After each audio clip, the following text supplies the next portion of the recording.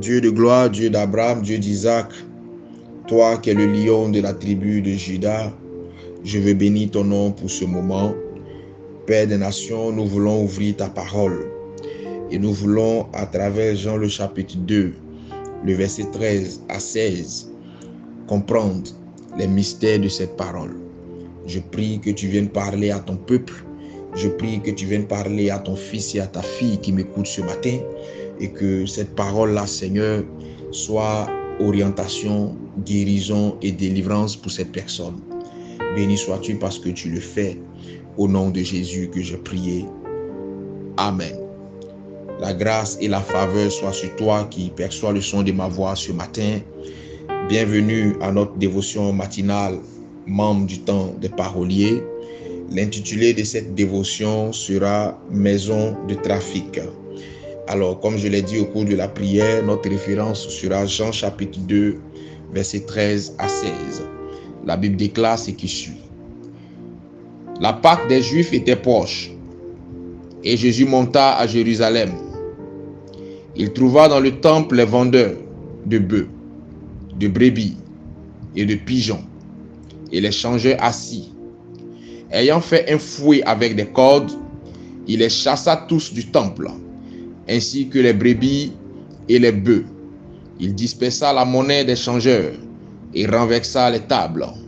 Et il dit aux vendeurs de pigeons, ôtez cela d'ici. Ne faites pas de la maison de mon Père une maison de trafic. Amen. Amen. Amen.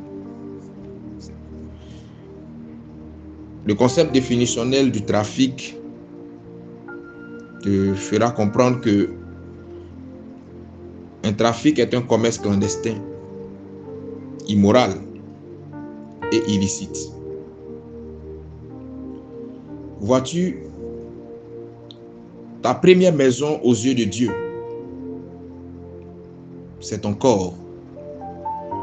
Car la Bible déclare que ton corps est le temple du Saint-Esprit. Cette maison qui est ce corps que tu as, que tu arbores fièrement, cette maison-là, tu dois la respecter. Tu dois la sacraliser aux yeux des hommes, mais surtout aux yeux de Dieu. Commence à prendre soin de ton corps en arrêtant ce trafic de haine, ce trafic de rancœur qui pollue ta vie. Avoir l'apparence de la piété et avoir un cœur rempli de méchanceté ne sert à rien.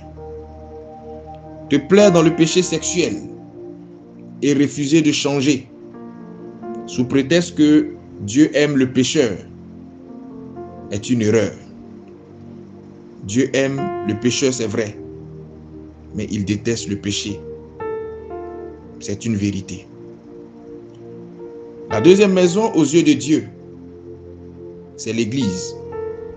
C'est son temple. Évitons de faire de l'Église un lieu de trafic, un repère d'escrocs, un temple de mensonges, un endroit où l'escroquerie, le mensonge, la dépravation sexuelle et l'immoralité sont légalisés. La troisième maison aux yeux de Dieu, c'est ton lieu d'habitation. Évite de faire de ta maison un lieu de trafic où Bible et fétiche cohabitent. Une maison où l'on dit être chrétien, mais l'amour fraternel a été remplacé par la haine fraternelle. Une maison où l'on critique, calomnie et juge les autres plutôt que de prier est une maison qui est en danger. Une maison où les enfants n'ont peur de rien. Une maison où les enfants n'ont pas peur de bafouer les aînés et de déshonorer les parents est une maison qui est exposée à la malédiction. Une maison où l'on fait la promotion du mal est une maison qui finira par tomber dans le mal. Refuse aujourd'hui de faire de ton corps, Refuse aujourd'hui de faire de ton église, refuse aujourd'hui de faire de ta maison un lieu de trafic, en commençant à faire ce qui honore le Seigneur à ces différents endroits.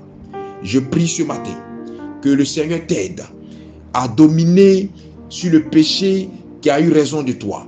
Je prie ce matin que le Seigneur te délivre de ce qui a triomphé de toi. Je prie ce matin que le Seigneur t'aide à prendre soin de son temple qui est ton corps. Je prie que Dieu étende sa main de grâce et que Dieu délivre ta maison de toute influence et présence qui n'est pas de lui. Je prie que Dieu t'aide à prendre soin de son église et que le Seigneur te bénisse à tous égards. Je prie pour terminer que le Seigneur bénisse ta journée et qu'il t'aide à pratiquer sainement sa parole. Que le Seigneur soit avec toi et que sa grâce soit son partage. Si le Seigneur a parlé à ton esprit ce matin, laisse-moi un amen en commentaire. Shalom chez toi. Chez toi.